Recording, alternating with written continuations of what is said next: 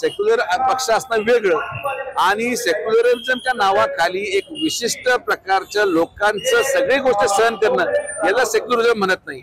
ज्या गोष्टी हिंदू संप्रदायाच्या विरोधातल्या असतील त्याला विरोध करणं हे खरं सेक्युलरिझम आहे।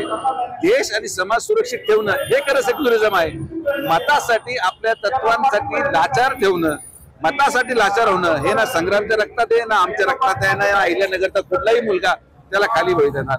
ज्या गोष्टीला संविधानाने परवानगी दिल्या आहेत, ज्या गोष्टीला समाजाने परवानगी दिल्या, ज्या गोष्टीला न्यायालयाने परवानगी दिल्या त्या गोष्टी मान्य आहेत। पण एक विशिष्ट प्रकारची दडपशाही करून ज्या गोष्टी बंद आहेत किंवा ज्या गोष्टीला शासन परवानगी देते त्या गोष्टीला चालवण्याचा प्रयत्न लोक करत असतील तर त्याला संग्राम थांबवण्याचा प्रयत्न करतो आणि आम्ही संग्राम पाठीमागे आहोत। आणि म्हणून आजचा हा मोर्चा या नाऱ्यासोबत आपण आज घेत आहोत की जे संग्रामचं मत ते आमचं मत आणि आम्ही अशा कुठल्याही प्रकारे आमच्या हिंदू समाजाच्या व्यक्तीला जर कॉर्नर करायचा प्रयत्न करत असेल तर समाज पूर्णपणे एक आहे, जातीविरहित एक आहे, हे आजच्या या मोर्चामधून आपल्याला पाहायला मिळेल।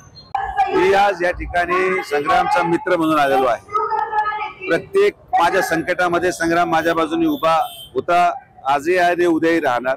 एक मैत्रीच्या नात्याने मला इथं येणं क्रमप्राप्त वाटतं, हा माझा पहिला मुद्दा। दुसरा मुद्दा, ज्या पद्धतीने एक हिंदू विचार घेऊन तो समाजामध्ये आणि महाराष्ट्रामध्ये फिरतोय, प्रत्येकाला आपलं व्यक्ती स्वातंत्र्य, आपलं मत मांडण्याचं, मत मांडल्यानंतर एक विशिष्ट समाज एका व्यक्तीला टार्गेट करण्यासाठी एकत्रित येणं ही घटना अतिशय निंदनीय आहे।